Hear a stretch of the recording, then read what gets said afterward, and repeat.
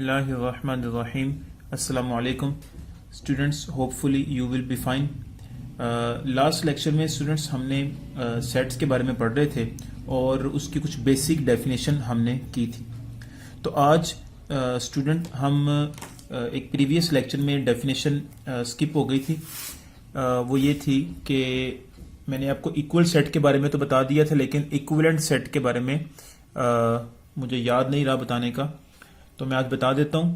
Equal set के बारे में बेटा मैंने बोला था कि अगर हमारे पास इक्वल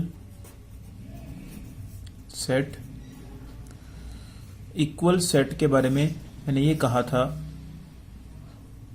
कि स्टूडेंट अगर मेरे पास एक सेट ए है से, जिसको मैं कहता हूं 1 2 3 4, ठीक है।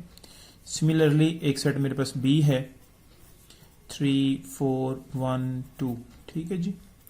तो बेटा हमारे पास इक्वल सेट उस वक्त होंगे कि अगर एक सेट के एलिमेंट्स दूसरे सेट में भी मौजूद हों एज इट इज। मीन अगर 1 मौजूद है इसमें तो 1 इसमें भी मौजूद होना चाहिए, 2 अगर इसमें मौजूद है तो 2 इसमें भी मौजूद होना चाहिए, 3 इसमें मौजूद है तो 3 इसमें मौजूद भी होना चाहिए, 4 इसमें मौजूद है तो 4 इसमें भी मौजूद होना चाहिए। तो इसको हम बोलते हैं इक्वल सेट। तो हम लिख सकते हैं A is equal to B, ये इसकी नोटेशन है लिखने के लिए, A is equal to B. Similarly students एक था डेफिनेशन इक्विवेलेंट सेट, वो थी इक्विवेलेंट सेट।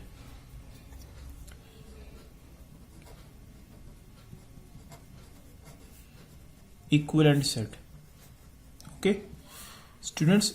इक्विवेलेंट सेट क्या था?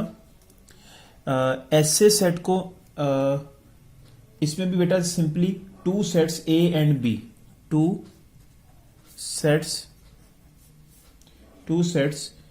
A and B are equivalent if and only if they have equal number of elements,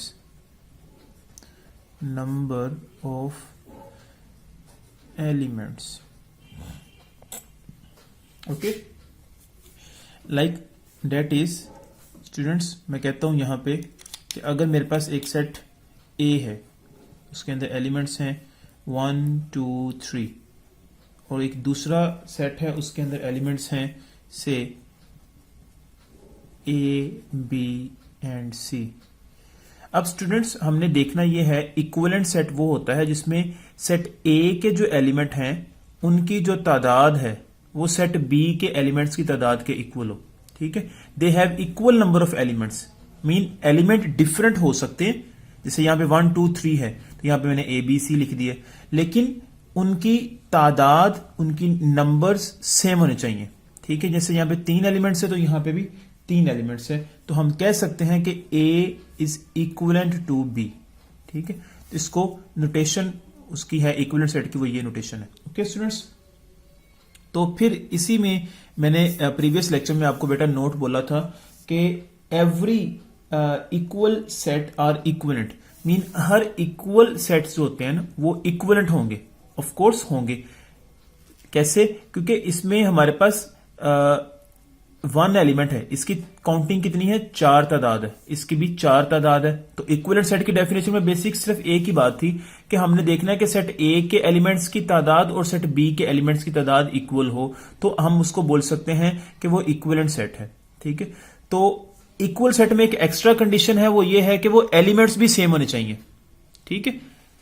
तो हम इस तरह कह सकते हैं कि हर इक्वल सेट जो होगा वो इक्विवेलेंट तो होगा, मतलब ये इक्विवेलेंट तो है, लेकिन हर इक्विवेलेंट सेट वो इक्वल नहीं होगा। लाइक जैसे यहां पे है कि ये इक्विवेलेंट तो है लेकिन इक्वल नहीं है, क्योंकि इक्वल की कंडीशन बेटा हमारे पास एक कंडीशन एक्स्ट्रा है, वो क्या है कि एक अगर इस सेट में मौजूद है तो दूसरे सेट में एक मौजूद होना चाहिए, 2 इसमें मौजूद है तो 2 इसमें मौजूद होना चाहिए। तो ये इक्वल सेट की डेफिनेशन है। होपफुली आपको ये दोनों का डिफरेंस समझ आ गया होगा स्टूडेंट्स। नेक्स्ट जो आ रहा है टॉपिक वो है operations on set. Operation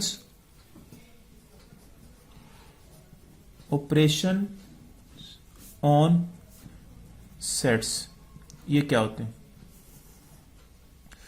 operations on sets क्या होते हैं बेटा? सबसे पहली चीज है कि union of set.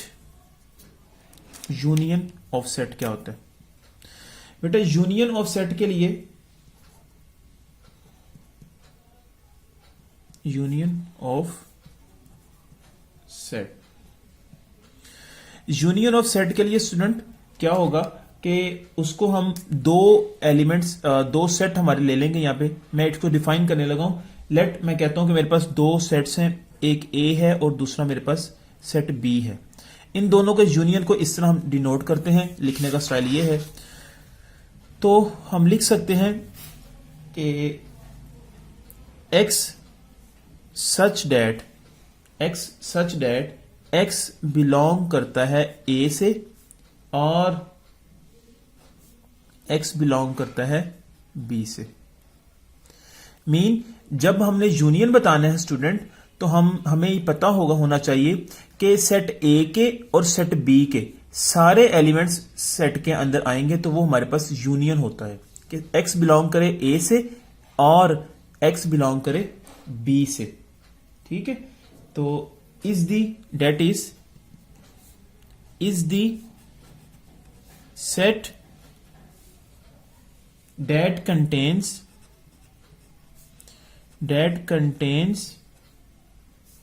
those elements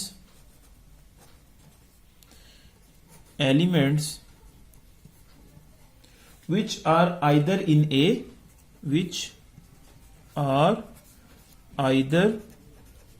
in A or in set B।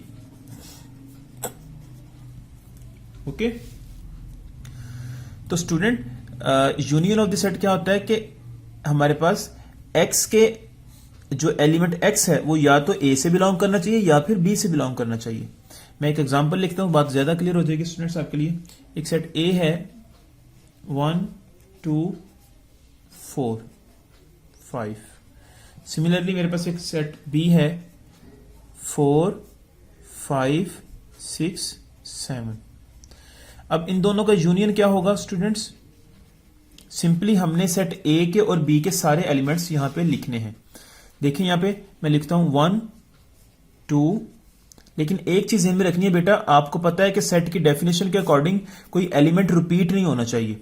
1 2, अब यहां पे 4 दोनों में आ रहा है तो हमने 1 टाइम लिखना है, 5 दोनों में आ रहा है 1 टाइम लिखना है, तो आगे 6 7, तो ये हमारे पास यूनियन हो जाएगा। Similarly students, intersection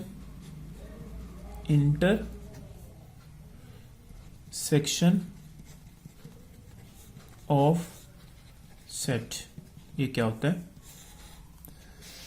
बेटा? इंटरसेक्शन के लिए भी हम ऐसे ही करेंगे, उसको डिनोट करते हैं इंटरसेक्शन को हम A इंटरसेक्शन B। इसकी डेफिनेशन क्या है? X सच डैट, अच्छा बेटा सच डैट को हम डॉट से भी लगाते हैं या फिर हम अक्सर जगह पे कभी ये लाइन भी ऐसे लगा देते हैं। मैंने जैसे प्रीवियस में भी लेक्चर में मैंने सच डैट की जगह पे लाइन लगाई होगी। X such that x belong करेगा ए से एंड एक्स बिलोंग करेगा बी से। मीन जो हम इंटरसेक्शन में एलिमेंट लिखेंगे स्टूडेंट्स, वो क्या होने चाहिए? वो दोनों सेट्स के अंदर होने चाहिए, मतलब कॉमन एलिमेंट्स लिखने हैं हमने। ठीक है, date is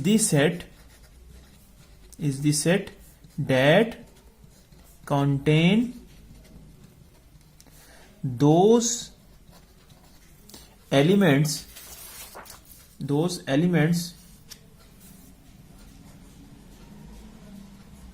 which are in set A and also in set B। Okay, that is बेटा एक एग्जांपल, जैसे वही प्रीवियस एग्जांपल देख ले, 1 2 3 4 एंड 5। मैं B लेता हूं यहां पे 4 5 7 एंड 8। अब इनका इंटरसेक्शन क्या होगा? दोनों में जो कॉमन एलिमेंट्स होंगे, अब 1 इसमें मौजूद नहीं है, वो नहीं आएगा। 3 इसमें मौजूद नहीं है, नहीं आएगा। 4 इसमें कॉमन है दोनों में, वो नीचे आ जाएगा। 5 इसमें कॉमन है, वो भी नीचे आ जाएगा। आगे मजीद 7 और 8 इसमें मौजूद नहीं है, बी में मौजूद है लेकिन ए में मौजूद नहीं है, तो हमारे पास जो कॉमन एलिमेंट्स हैं वो आ जाएंगे। ठीक है बेटा, एक चीज भी केप्ट इन माइंड, वो ये है कि जब आपने यूनियन की डेफिनेशन जर्नल लिखनी है तो बेटा वहां पे और आएगा। ठीक है, इसको हम इस तरह भी लिख सकते हैं। ठीक है, मीन कि एक्स बिलोंग करना चाहिए या तो ए से या फिर बी से, और यहां पे एक्स बिलोंग करना चाहिए ए से एंड, इस तरह भी लिख सकते हैं इसको, सेट एक्स बिलोंग करना चाहिए बी से। तो मीन इंटरसेक्शन में ए से भी आना चाहिए एलिमेंट, वो बी से भी होना चाहिए, मतलब दोनों में एलिमेंट्स वो होंगे तो तभी हम इंटरसेक्शन लिखेंगे, अदरवाइज नहीं लिखेंगे। लेकिन यूनियन के लिए क्या है कि सिंपली हमारे पास या तो ए में हो या फिर बी सेट में मौजूद हो एलिमेंट। ओके, डिफरेंस नेक्स्ट है, difference of set.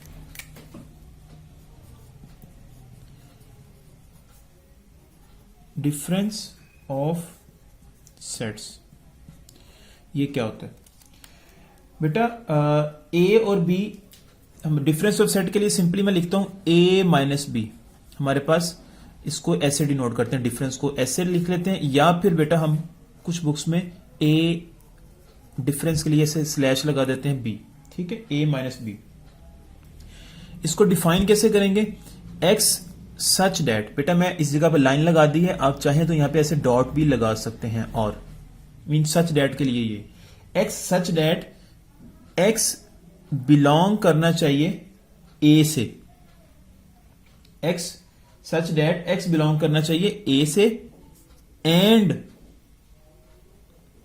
X belong नहीं करना चाहिए बी से।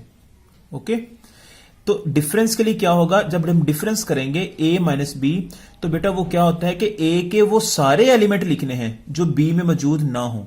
ठीक है, डेट इज दोज एलिमेंट्स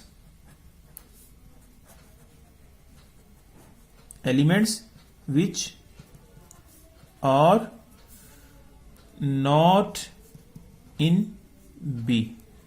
ठीक है, वो एलिमेंट लिखने हैं आपने a माइनस बी में जो b के अंदर मौजूद ना हो। ओके, या फिर अगर मैं डेफिनेशन को और तरह से लिखूं, अब देखें यहां पे स्टूडेंट्स, अगर मैं लिखता हूं b माइनस ए, इस तरह लिख लें, या फिर b माइनस ए, तो इसके लिए हम लिखेंगे x such that x belong करना चाहिए b से एंड x बिलोंग नहीं करना चाहिए a से। That is those elements which are not in A, mean B minus A में वो एलिमेंट आएंगे जो कि A के अंदर मौजूद ना हो। मैं यहां पे एग्जांपल लिखता हूं तो बात ज्यादा क्लियर होगी। A हमारे पास एक सेट है 1 2 5 6, ओके, एंड बेटा यहां पे बी एक सेट है 4 5 6 एंड 7। ठीक है, अब बेटा इसका डिफरेंस निकालना है ए माइनस बी, तो कैसे निकलेगा? हमने डेफिनेशन पढ़ी है कि ए माइनस बी निकालने के लिए ए के वो एलिमेंट जो बी में मौजूद ना हो, 1 देखें इसमें मौजूद है, नहीं है, लिख लेंगे। 2 इसमें मौजूद है, नहीं है, लिख लेंगे। 5 इसमें मौजूद है लेकिन नहीं लिखेंगे। 6 इसमें मौजूद है लेकिन नहीं लिखेंगे। ओके, तो डिफरेंस इनका ये आ जाएगा। तो अगर इसी का मैं लिखूं b माइनस ए, तो b माइनस ए कैसे लिखेंगे? हमने देखना है पहले b कि b के वो एलिमेंट जो a में मौजूद ना हो। तो देखें 4 इसमें मौजूद है, नहीं है, लिख लें। 5 इसमें मौजूद है, नहीं लिख सकते। 6 इसमें मौजूद है, नहीं लिख सकते। 7 इसमें मौजूद है, नहीं है, वो लिखे आपने। मतलब कहने का जो एलिमेंट b माइनस ए में, b के वो एलिमेंट जो a में मौजूद ना हो वो लिखने। ओके, तो बेटा ये हमारे पास 4 और 7 यहां पे रिजल्ट आ गया। तो यहां से एक चीज नोट करेंगे, डेट इज हम रिजल्ट निकाल सकते हैं कि a माइनस बी जो होता है वो इक्वल टू b माइनस ए नहीं होता।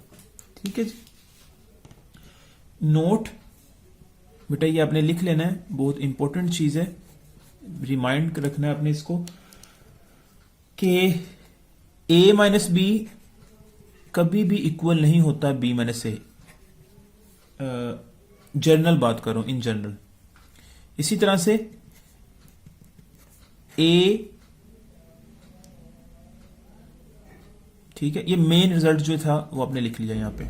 ठीक है, कि a minus B not equal to होता है b minus A.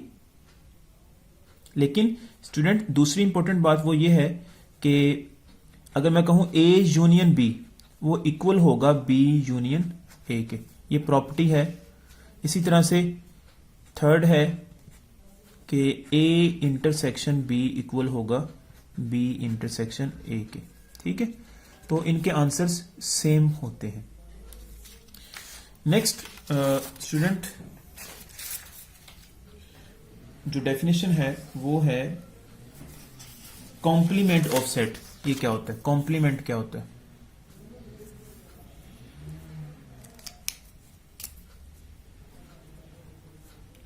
Complement of a set, ये क्या होता है स्टूडेंट? बेटा कॉम्प्लीमेंट ऑफ सेट को डिफाइन करने से पहले आपको पहले लेट करना पड़ेगा एक universal set. Let you be the universal set. Okay, अच्छा स्टूडेंट यहां पे मैंने लिखा है यूनिवर्सल सेट, तो यूनिवर्सल सेट किसको बोलेंगे बेटा? ये एक पहले आपको पता होना चाहिए यूनिवर्सल सेट किसको कहते हैं। When we are studying any branch of mathematics, the set which we have to deal are generally subset of a bigger set. Such a set is called universal set or universe of discourse. बेटा मैं आपको ये पहले बता देता हूँ universal of set की definition, फिर आपके लिए ज्यादा आसानी हो जाएगी। यूनिवर्सल सेट क्या होता है? When we are studying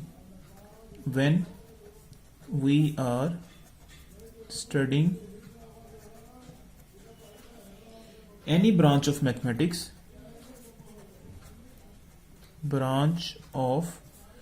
the sets with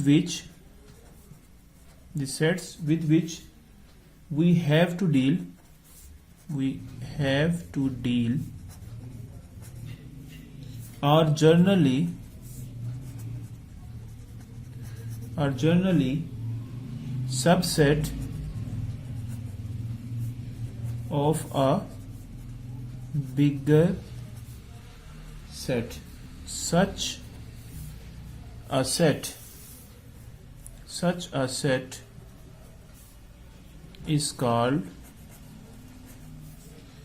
the universal set.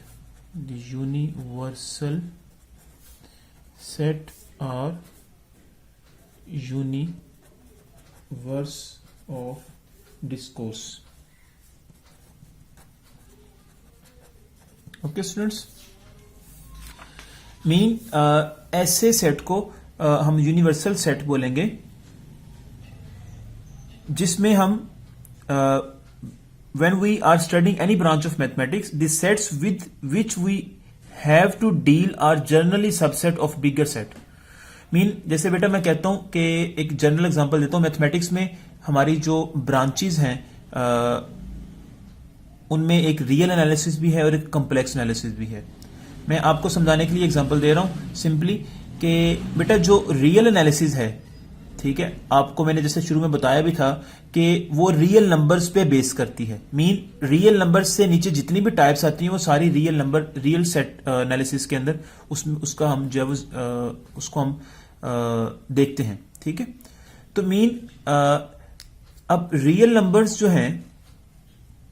Real numbers हैं वो इससे ऊपर भी हमारे पास एक ब्रांच है जो कॉम्प्लेक्स नंबर आता है। ठीक है ना, तो कॉम्प्लेक्स नंबर को हम जो है वो कॉम्प्लेक्स एनालिसिस के अंदर डील करते हैं। ठीक है, तो यहां पे यूनिवर्सल सेट को अगर समझना हो तो वहां पे हम देखें गौर से, when we are studying any branch of mathematics, the sets with which we have to deal are generally subset of a bigger set. तो हम यूनिवर्सल सेट अगर हम बात करते हैं, रियल एनालिसिस की बात करते हैं, तो वहां पे हम जो डिस्कस करते हैं वो रियल नंबर्स को डिस्कस करते हैं। With which we have to deal generally subset of a bigger set. तो जो रियल नंबर्स को हम डील करते हैं वो कौन कौन से रियल नंबर्स को डील करते हैं? वहां पे रियल नंबर्स की दो टाइप है, आगे रैशनल है और इररेशनल है। ठीक है, तो हम वहां पे रैशनल और इररेशनल को डील करते हैं, लेकिन बेसिकली ये रैशनल और इररेशनल जो है ये ब्रांच किसकी हैं? ये रियल नंबर से फाइंड हुए हैं। मतलब कि हम अगर इन दोनों को यूनियन ले तो रियल नंबर बन जाता है। ठीक है, तो इनसे बड़ा हमारे पास एक बिगर सेट है, वो रियल नंबर है। अगर हम डिस्कस करते हैं रैशनल और इररेशनल नंबर को, ठीक है, तो उसके ऊपर हमारे पास एक रियल नंबर है। ठीक है, तो हम इस नंबर को हम बोलेंगे कि वो हमारे पास यूनिवर्सल सेट होगा। तो यहां पे ब्रैकेट में भी वही बात कर रहा हूं कि the sets with which we have to deal are generally subsets of a bigger set, such a set is called universal set और यूनिवर्सल ऑफ डिस्कर्स। ठीक है, तो जो वर्किंग हम कर रहे हैं जिस सेट के ऊपर, वो बेसिकली एक बड़े सेट से फाइंड हुए हैं, तो वो हमारे पास रियल नंबर, वो यूनिवर्सल सेट कहलाएंगे। तो यहां पे मैं आर को यूनिवर्सल सेट बोलूंगा। Okay students, let you be a universal set, let you be a universal set, the complement of a set A, the complement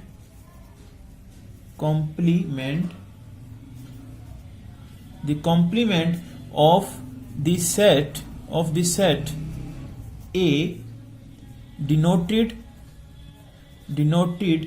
by A complement। इस तरह भी बेटा डिनोट कर लेते हैं, या कुछ बुक्स वाले जो है वो A डैश से भी डिनोट करते हैं।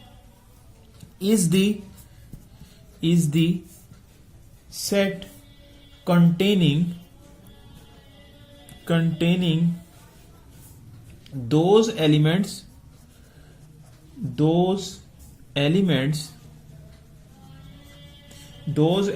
of U which are not present in A। Okay, that is हम कह सकते हैं स्टूडेंट्स यहां पे, डेट इज कि हमारे पास ए कॉम्प्लीमेंट वो इक्वल होगा यूनियन माइनस ए।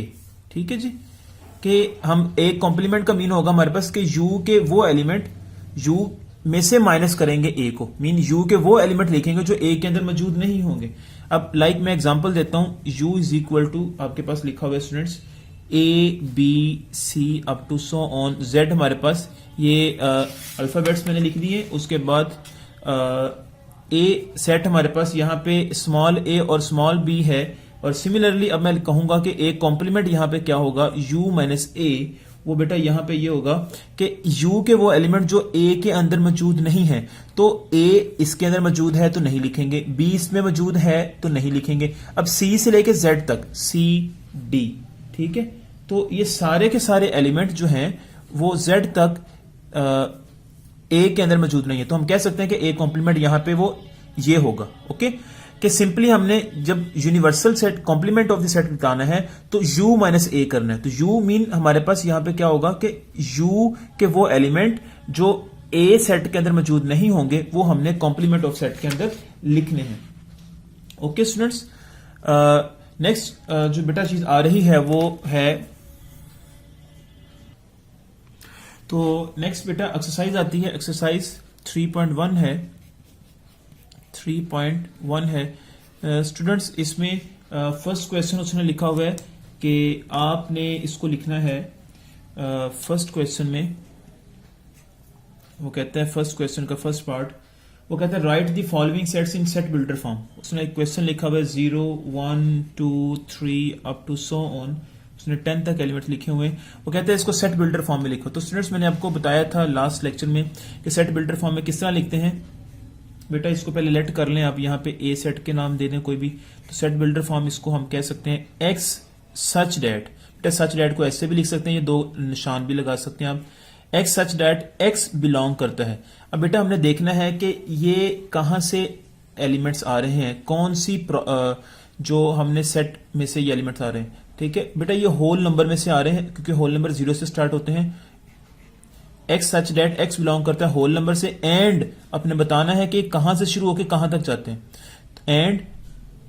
एंड ये एलिमेंट शुरू होते हैं 0 से शुरू होके, ये चलते हैं एक्स के एलिमेंट 10 तक जाते हैं। अब स्टूडेंट्स यहां पे 10 भी इंक्लूड है और 0 भी इंक्लूड है। अगर बेटा यहां पे 0 और 10 ना होते तो फिर मैंने यहां पे इक्वल का निशान नहीं लगाना था। ठीक है जी, तो हम लिख सकते हैं पहले x such that X belong करता है, ये बिलोंग कहां से करता है, एक्स बिलोंग करता है होल नंबर से। बेटा इसको अब लेट, बल्कि आप अपने ए सेट का नाम दिया हुआ है, चलें एनी हो, तो ये एलिमेंट बिलोंग करते हैं होल नंबर से और 0 से लेके वो 10 तक जाते हैं एलिमेंट्स। ठीक है, तो इसी तरह से स्टूडेंट्स यहां पे सेकंड है, बेटा यहां पे आप ये लेट ना करें क्योंकि फिर ये कंफ्यूजन होगी आपको, क्योंकि ये होल नंबर्स का सेट है, तो इस वजह से आप इसको लेट ना करें यहां पे, तो ज्यादा बेस्ट है। अगर लेट करना है तो यहां पे भी डब्ल्यू लिख लें। ठीक है जी, एनी हो, मैं कहता हूं एक और 2, 4, 6, 8 एंड 10। बेटा ये भी एक हमारे पास सेट है। अब इसमें एलिमेंट्स हमारे पास क्या है, इवन नंबर्स हैं। ठीक है, ये जो कि 2 से शुरू होकर 10 तक जाते हैं, तो हम इसको लिख सकते हैं सेट बिल्डर फॉर्म में। कैसे लिखेंगे, x such that X belong करता है इवन नंबर से, एक्स बिलोंग करता है इवन नंबर से, एंड वो स्टार्ट होते हैं 2 से स्टार्ट होके वो जाते हैं 10 तक। ओके स्टूडेंट्स, लेकिन 2 और 10 भी इंक्लूड है, तो वो इस तरह हम लिख सकते हैं। ओके, सिमिलरली एक मैं फोर्थ क्वेश्चन लिख लेता हूं। फोर्थ क्वेश्चन में वो कहता है कि AEIOU। ठीक है जी, बेटा अब इसको कहता है कि वो इसको सेट बिल्डर फॉर्म में लिखे, तो हम इसको हम लिखेंगे x such that X belong करेगा। अब एक्स ये किस सेट से बिलोंग करता है, इंग्लिश अल्फाबेट से, इंग्लिश। अब यहां पे इंग्लिश अल्फाबेट्स है, लेकिन ये कौन से हैं, ये इंग्लिश अल्फाबेट्स जो हैं वो वॉवल्स हैं, AEIOU जो कि 5 होते हैं। ठीक है, X such that X belong करता है vowels of English alphabets, vowels of, तो वॉवल्स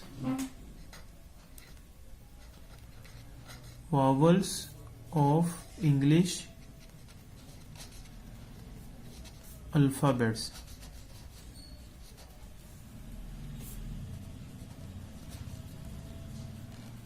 ओके स्टूडेंट्स, तो हम इस तरह इसको लिख सकते हैं।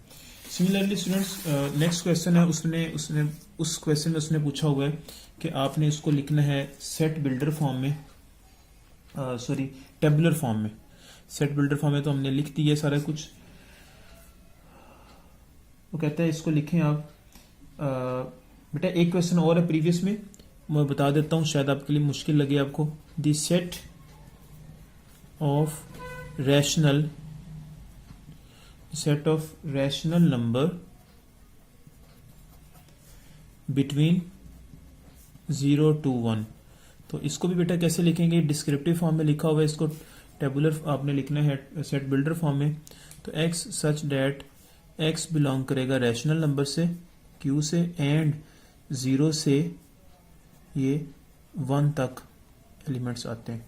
अब 0 से 1 तक एलिमेंट्स जो है वो रैशनल नंबर, वो हमने इस सेट के अंदर लिखे गए हैं। अब बेटा 0 और 1 उसने ये नहीं कहा था कि आपने इक्वल भी करना है, मीन कि वो इसमें शामिल नहीं है, क्योंकि इसमें उसने नहीं बताया हुआ। उसने सिंपल कहा है कि this set of rational number between 0 to 1, मतलब 0 और 1 के दरमियान वाले एलिमेंट्स बोले, तो मैंने फिर यहाँ पे ऐसे लिख दिया। लेकिन अगर वो 0 और 1 भी कहता तो फिर मैंने यहाँ पे इक्वल लगा देना था। ओके, नेक्स्ट है क्वेश्चन नंबर 2। बेटा वो कहता है कि टेबुलर फॉर्म में लिखना है। तो पहला क्वेश्चन लिखा हुआ है यहाँ पे कि x such that X belong करता है W से, एंड x लेस देन और इक्वल टू 5 है। तो बेटा इसका मतलब ये है कि वो कहता है कि आपने होल नंबर लिखने हैं, होल नंबर जो कि स्टार्ट होते हैं आपको पता है 0 से, ठीक है, लेकिन 5 से छोटे लिखने, 1 2 3 4 एंड 5, लेकिन वो 5 के इक्वल भी होने चाहिए, क्योंकि यहाँ पे इक्वल भी लगा हुआ है। मैंने आपको बेटा बोला था कि ये चीज होती है बड़ी, इसको जो जिसकी तरफ मुंह खुला हो वो बड़ा होता है और जिसकी तरफ मुंह बंद हो वो छोटा होता है। ठीक है। और सेकेंडली बेटा अगर साथ इक्वल भी लगा दिया जाए, ठीक है, अगर साथ ऐसे इक्वल भी लगा दिया जाए तो फिर वो चीज बड़ी होगी जो इधर लिखी होगी और जो इधर लिखी होगी वो छोटी होगी, और उसके साथ या फिर वो इक्वल भी हो सकती है। इसका मतलब ये है। ओके। तो इसी तरह से बेटा मैं एक लेता हूं क्वेश्चन, और क्वेश्चन नंबर 4 लिखा हुआ है x such that x belong करता है q से and x square equal to होगा 2 के।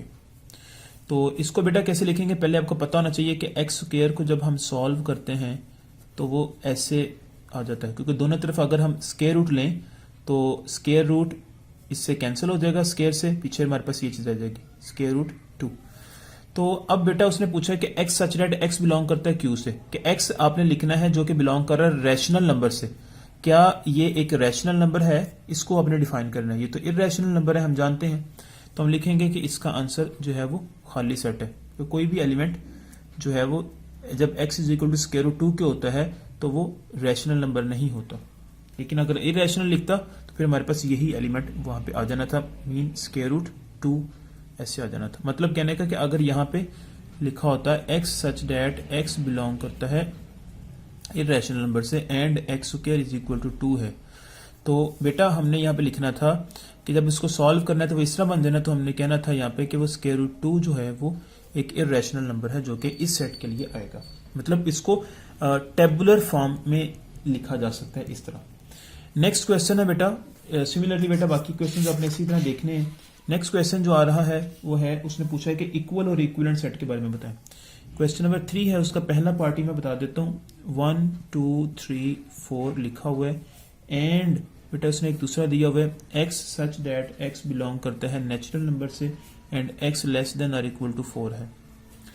तो बेटा यहाँ पे अब इसका मीनिंग पहले आपको पता होना चाहिए कि इसका मीनिंग क्या है। इसका मीनिंग यहाँ पे बेटा है कि नेचुरल नंबर जो कि स्टार्ट होते हैं 1 से और वो 4 से छोटे हैं, मीन 4 बड़ा है, क्योंकि जिसकी तरफ मुंह खुला है वो बड़ा होता है, ये x से छोटा है, मीन 4 से छोटे एलिमेंट्स लिखने हैं 1 2 3 एंड 4, और साथ 4 इंक्लूड भी होगा क्योंकि इक्वल भी लगाया हुआ है। लेकिन अगर इक्वल ना लगाया होता तो मैंने 3 तक एलिमेंट्स यहाँ पे रखने थे।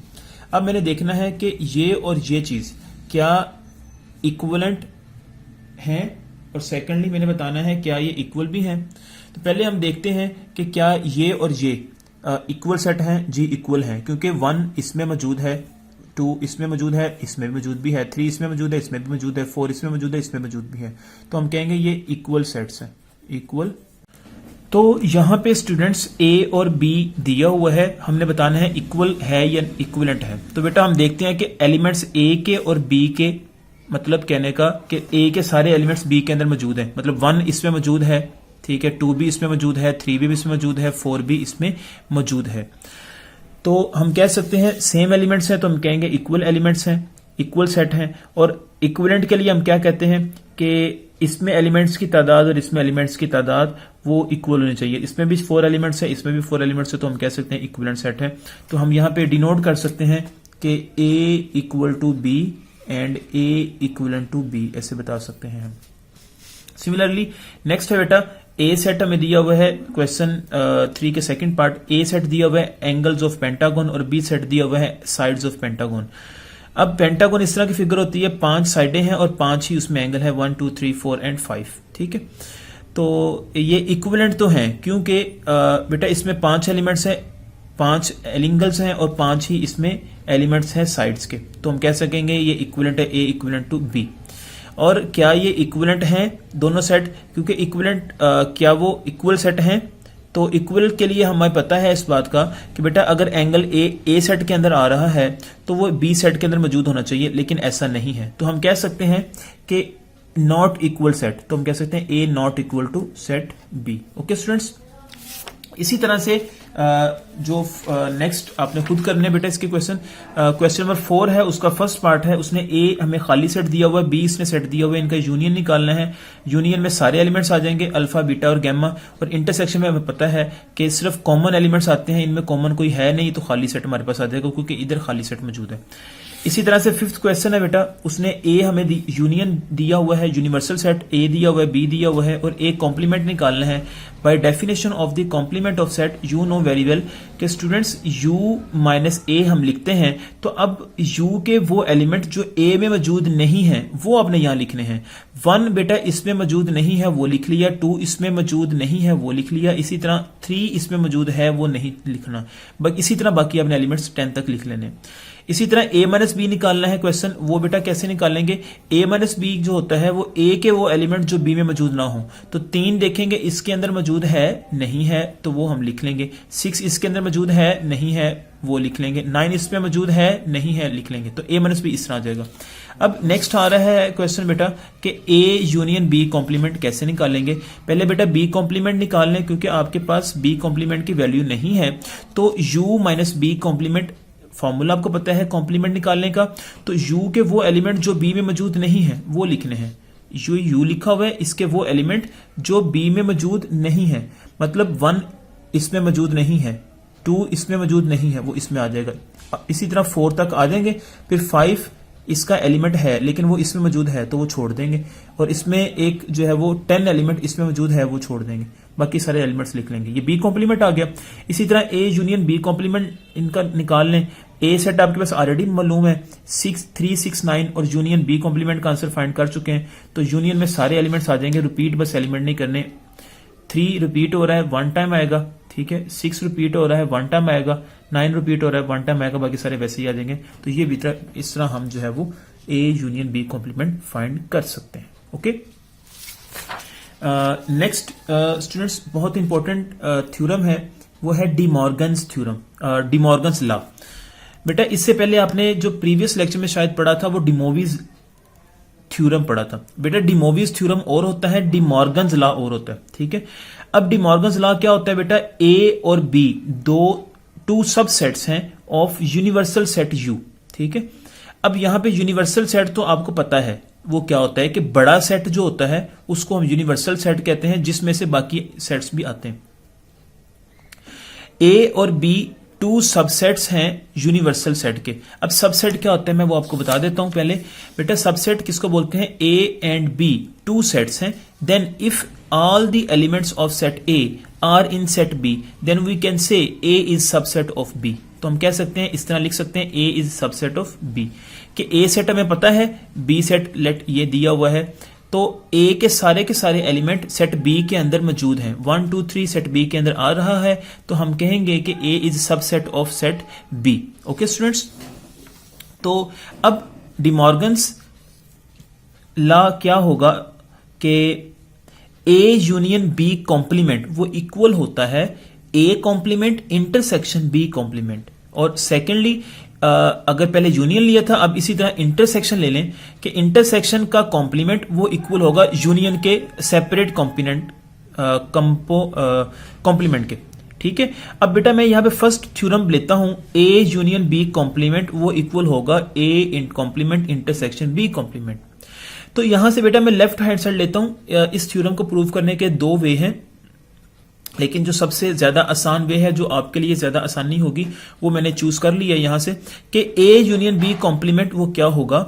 कॉम्प्लीमेंट की डेफिनेशन बेटा क्या होती है कि हमने यू में से माइनस करना होता है वही एलिमेंट जिसका कॉम्प्लीमेंट ले रहे होते हैं। जैसा कि आपको पता है कि आपने पढ़ा हुआ है कि ए कॉम्प्लीमेंट कैसे निकालते हो कि u में से माइनस करते हैं उसी एलिमेंट को जिसका कॉम्प्लीमेंट निकाल रहे होते हैं, तो u माइनस ए। तो इसी तरह हम यहां पे लिखेंगे, हमने लिखा है a यूनियन b कॉम्प्लीमेंट, तो a यूनियन b कॉम्प्लीमेंट कैसे निकालेंगे, u में से माइनस करेंगे उसी एलिमेंट को a यूनियन b को। ओके, तो हम लिख सकते हैं u माइनस a। अब बेटा यहां पे यूनियन है, तो ये रूल है आपको पता होना चाहिए कि ये इंटरसेक्शन में कन्वर्ट हो जाता है, ठीक है। बेटा एक बात मैं बता देता हूं आपको कि अगर हम इस चीज को मतलब नेगेटिव लिखा हो और हम सेट्स के अंदर इस तरह ऑपरेट कर रहे हो, u में से माइनस ए निकालें और वो इक्वल होगा किसके, हम इसको चेंज कर देते हैं इंटरसेक्शन में u माइनस बी, ठीक है। इसका मैं प्रूफ बता देता हूं आपको बाद में कि ये किस तरह ये चीज इस चीज के इक्वल होती है, मतलब ये रिलेशन किस तरह इस रिलेशन के इक्वल होता है। ये तो आपको समझ आ गया होगा कि u माइनस ए इसी तरह u माइनस बी, लेकिन ये यूनियन इंटरसेक्शन में कैसे कन्वर्ट हुआ है ये आपको मैं बता देता हूं। बेटा ये फॉर्मूला टाइप आप समझ लें कि ये रिलेशन इस रिलेशन के इक्वल होता है। कैसे होता है वो अभी मैं आपको बताता हूं। अच्छा, तो नेक्स्ट बेटा ये है कि u माइनस ए जो है बेटा वो डेफिनेशन है a कॉम्प्लीमेंट की, और ये डेफिनेशन है b कॉम्प्लीमेंट की। अगर हम रिवर्स देखें तो समझ आ जाएगी फिर भी कि a कॉम्प्लीमेंट निकालेंगे, कैसे निकालते हैं, u में से इसी को माइनस कर देंगे। b कॉम्प्लीमेंट कैसे निकालेंगे, u में से इसी b को निकाल देंगे। तो बेटा ये हमारे पास प्रूफ हो चुका है राइट हैंड साइड के a complement intersection b complement. Okay, this is our right hand side. ये फर्स्ट मैंने प्रूफ कर दिया। अब मैं आपको इसका और इसका प्रूफ दे देता हूं कि ये किस तरह ये रिलेशन इक्वल होता है इस रिलेशन के। पहले बेटा मैंने यहां पे एक यूनिवर्सल सेट ले लिया 1 to 10, एक मैंने सेट ए ले लिया 1 2 3 4 5, एक सेट बी ले लिया 4 5 6 7। ठीक है, अब मैं निकालता हूं पहले u minus A union B. अब यूनिवर्सल सेट u लिख लिया यहां पे, तो वो 1 to 10 लिख लिया, माइनस अब a यूनियन b। अब a सेट बेटा हमारे पास पता है ये सेट है, और b सेट भी हमें पता है, वो यहां पे बेटा लिख लिया हमने। अब a और b का यूनियन डायरेक्ट लिख लिया यहां पे हमने, तो वो क्या आएगा 1 2 3 4 2 टाइम्स आ रहा है लेकिन 1 टाइम लिखेंगे, अप टू 7 तक लिख लेंगे हम यहां पे। तो अब इसका माइनस करना है इसमें से, तो इसके वो एलिमेंट जो इसमें मौजूद ना हो वो हमने लिखने हैं। तो वो कौन से एलिमेंट आएंगे 8 9 10। बेटा 1 इसमें मौजूद है वो नहीं लिख सकते, 2 भी इसमें मौजूद है वो भी नहीं लिख सकते, 3 भी नहीं लिख सकते इसके अंदर। ठीक है, तो 8 एलिमेंट जो है वो इसके अंदर मौजूद नहीं है वो लिख लिया, 9 एलिमेंट इसमें मौजूद नहीं था वो लिख लिया, और 10 एलिमेंट इसमें मौजूद नहीं था वो लिख लिया। तो ये बेटा हमारे पास फर्स्ट यहाँ पे फाइंड हो गया। इसी तरह से बेटा हम इसको 1 इक्वेशन का नाम दे दें। अब आपने ये सेकेंड चीज को प्रूव करना है u माइनस ए u माइनस बी। अब पहले आप निकालते हो u माइनस ए, तो u माइनस ए कैसे निकालोगे बेटा, u में से माइनस करेंगे a, u के वो एलिमेंट जो a में मौजूद ना हो वो लिखने हैं आपने। तो सिर्फ और सिर्फ बेटा 6 से ऑनवर्ड, मतलब 6 7 8 9 10 u के वो एलिमेंट जो इसमें a में मौजूद नहीं है वो मैंने लिख लिए। इसी तरह u माइनस बी निकाल लिया, वो ये आ गया। ठीक है, अब मैं दोनों को क्या करूंगा इंटरसेक्शन लूंगा इसके अकॉर्डिंग। ठीक है, ये इंटरसेक्शन लिया मैंने। जब हम इंटरसेक्शन लेंगे u minus A intersection u minus B, तो उसका आंसर 8 9 और 10 आ जाएगा। सिर्फ इसमें कॉमन एलिमेंट्स ही आ जाएंगे, तो इसको नेम इक्वेशन 2 का दे दें। अब आप देखें कि इक्वेशन 1 जो आपने निकाली थी यहां पे ये चीज, ठीक है, इसका आंसर 8 9 10 था, और इसी तरह से इक्वेशन 2 का आंसर 8 9 10 है। तो हम कह सकते हैं फ्रॉम 1 and 2 के ये चीज जो हमारे पास ये चीज है वो इक्वल है इस चीज के। मतलब कहने का कि u minus A union B वो इक्वल होगा u minus A intersection u minus B. Okay students, कि ये हमारे पास बात हमारे पास प्रूफ हो गई कि हम लिख सकते हैं, हमारी मर्जी है कि इस चीज की जगह पे हम ये चीज लिख सकते हैं और इस चीज की जगह पे ये चीज लिख सकते हैं जब हमें जरूरत हो। तो यहां पे मैंने वही काम किया कि इस चीज की जगह पे मैंने ये चीज लिख दी अपनी प्रूफ करने के लिए थ्योरम को। ओके, अब मैं सिमिलरली बेटा यहां पे सेकंड पार्ट जो है वो इसका प्रूफ कर देता हूं। सेकंड बेटा इसका थ्योरम का सेकंड पार्ट है। जब पेपर में बेटा इसका प्रूफ आएगा सिंपली आपने प्रूफ करना है। ये एग्जांपल अगर वो पूछेगा तो देनी है, अदरवाइज नहीं देनी है आपने। A intersection B complement students वो इक्वल होगा A complement union B complement. Okay, यहां पे मैं अगेन लेफ्ट हैंड साइड लूंगा यहां से स्टूडेंट्स के लेफ्ट हैंड साइड में ए intersection B complement.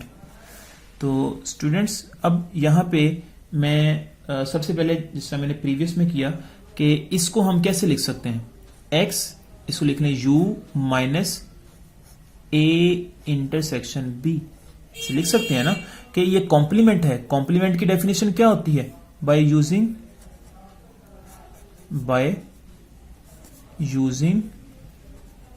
The definition of complement by using the definition of complement। तो बेटा वो क्या है कि जब कॉम्प्लीमेंट लेते हैं u में से उसी एलिमेंट को हम माइनस कर देते हैं। ठीक है, अब बेटा इसको लिख सकते हैं u माइनस ए, ठीक है। इसी तरह से u माइनस बी, लेकिन बेटा जिस तरह प्रीवियस में बताया था, प्रीवियस में यहाँ पे यूनियन था तो वो इंटरसेक्शन में कन्वर्ट हो गया। अब यहाँ पे इंटरसेक्शन है तो वो यहाँ पे यूनियन में कन्वर्ट हो जाएगा। ये भी इसी तरह आप जिस तरह मैंने प्रीवियस एग्जांपल करवाई है वो भी प्रूव कर सकते हैं। तो बेटा ये हमारे पास डेफिनेशन है ए कॉम्प्लीमेंट की, ठीक है, यूनियन एज इट इज आ जाएगा, और ये डेफिनेशन है बी कॉम्प्लीमेंट की।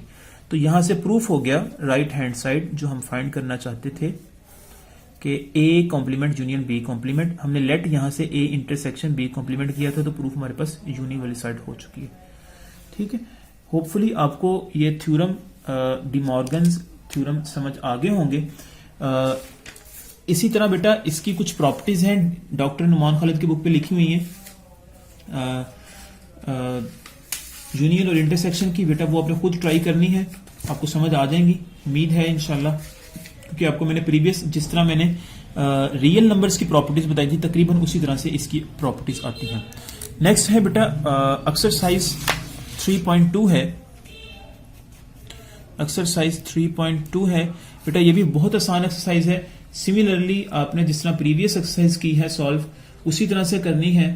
मैं क्वेश्चन नंबर यहाँ पे 3 ले लेता हूं आपको समझाने के लिए। क्वेश्चन 3 उसने लिखा हुआ है इफ u वो कहता है 0 1 2 अप टू 7 तक दिया हुआ है। ए सेट उसने हमें बता दिया है 2 4 6, और सिमिलरली उसने एक बी सेट भी यहाँ पे बता दिया है 0 2 5 एंड 7। ओके, तो स्टूडेंट्स यहाँ पे उसने कहता है then verify De Morgan's law, then verify De Morgan's law, Morgan's law को हमने वेरीफाई करना है। फर्स्ट बेटा यहाँ पे थ्योरम है वो है A intersection B complement. Complement को बेटा सी से भी लिखते हैं या डैश लगा लें, या आपकी मर्जी है, यूनियन बी कॉम्प्लीमेंट। और सेकंड आपने प्रूव करना है ए यूनियन बी कॉम्प्लीमेंट, जो कि इक्वल है A complement intersection B complement के। मैं बेटा यहाँ इनमें से एक फर्स्ट पार्ट कर देता हूं ताकि आपके लिए आसानी हो जाए। पहला क्वेश्चन है बेटा यहाँ पे लेफ्ट हैंड साइड में लेता हूं पहले क्वेश्चन की। बेटा यहाँ पे ए इंटरसेक्शन बी कॉम्प्लीमेंट उसने हमें कहा है प्रूव करने के लिए। तो पहले मैं कॉम्प्लीमेंट निकालने से पहले मैं ए इंटरसेक्शन बी निकालता हूं। बेटा सिंपली ये ए और बी दिया हुआ है, तो देखना है यहाँ पे ए और बी में कॉमन क्या है। पहले लिख लें 2 4 6, इंटरसेक्शन बी हमें दिया हुआ है 0 2 5 एंड 7। तो दोनों में कॉमन एलिमेंट्स क्या आ रहे हैं, 2 कॉमन है, दोनों में 2 कॉमन आ जाएगा, 4 नहीं कॉमन, 6 कॉमन भी नहीं है। तो सिंपली हम कह सकते हैं ए इंटरसेक्शन बी हमारे पास जो है वो ये आ जाएगा, ठीक है। और इसी तरह से बेटा इसको नाम दे दें आप भी, चलें इसको रहने दें भी। तो इसी तरह से अब इसका कॉम्प्लीमेंट निकाल लें, ए इंटरसेक्शन बी कॉम्प्लीमेंट बेटा वो क्या होगा, वो होगा u minus A intersection B, ठीक है। तो बेटा u हमारे पास क्या लिखा हुआ है 0 1 2 अप टू सो ऑन 7 तक, माइनस जो है वो a इंटरसेक्शन b बेटा हमारे पास 2 है। तो हमने अब कॉम्प्लीमेंट कैसे निकालना है, इसके वो एलिमेंट, इस सेट के वो एलिमेंट जो इसमें मौजूद ना हो। बेटा 2 सिर्फ इसमें मौजूद है, बाकी सारे एलिमेंट्स आ जाएंगे। मतलब 0 1 2 नहीं आएगा, बाकी 7 तक आ जाएंगे। मतलब कहने का कि यहाँ पे आ जाएगा 0 1 3 अप टू सो ऑन, 3 के बाद 4 लिख लें अप टू सो ऑन, चलिए पूरे लिख लें 5 6 एंड 7। बेटा यहाँ पे हमारे पास आ गया, यहाँ पे हमारे पास आ गया, यहाँ पे हमारे पास आ जाएगा ये ए इंटरसेक्शन बी कॉम्प्लीमेंट, ठीक है जी। इसी तरह से इसको नाम दे दें क्वेश्चन 1 का। सिमिलरली बेटा आप यहाँ पे क्या करें, आप यहाँ पे राइट हैंड साइड लें जो कि दी हुई है आपको A complement union B complement. अब बेटा पहले आप इसमें से ए कॉम्प्लीमेंट निकाल लें, वो क्या होता है u माइनस ए, वो क्या होगा u के वो एलिमेंट्स जो a में मौजूद ना हो, तो वो कौन से आएंगे, 0 आ जाएगा, एक हमारे पास यहाँ पे 1 आ जाएगा, 2 नहीं आएगा, 3 आ जाएगा, 4 भी नहीं आएगा, 5 आ जाएगा, फिर उसके बाद 6 भी नहीं आएगा, फिर 7 आ जाएगा। ओके, तो इसी तरह बी कॉम्प्लीमेंट निकाल लें बेटा यहाँ से, तो वो होगा चलें यूनियन माइनस बी, तो वो बेटा यहाँ पे क्या होगा, यू के वो एलिमेंट जो बी में मौजूद ना हो, तो 0 नहीं लिखना, यहाँ पे हमने 1 आ जाएगा, फिर उसके बाद 3 आ जाएगा, फिर यहाँ पे 4 आ जाएगा, फिर यहाँ पे 6 आ जाएगा, ये मेरे पास आ जाएंगे। तो अब इनका यूनियन ले लेना आपने, A complement union B complement, तो बेटा यहाँ से आ जाएगा 0 भी शामिल है, 1 भी आ जाएगा, उसके बाद 3 भी आ जाएगा क्योंकि यूनियन लेना है, 4 भी आ जाएगा, 5 भी आ जाएगा, 6 भी आ जाएगा एंड 7 भी आ जाएगा। तो इसको नेम क्वेश्चन 2 दे दें। अब देखें बेटा, आपने लेफ्ट हैंड साइड को सॉल्व किया तो उसका आंसर ये है, राइट को सॉल्व किया उसका आंसर ये आया, दोनों के आंसर सेम है। फ्रॉम इक्वेशन 1 एंड 2 हम कह सकते हैं left hand side equal to right hand side, ठीक है। सिमिलरली बेटा आपने जो है इसका सेकेंड पार्ट जो है, ये वाला पार्ट भी आपने खुद करना है। Hopefully you understand this lecture. If you have any problem right in comment box. Okay, Allah Hafiz.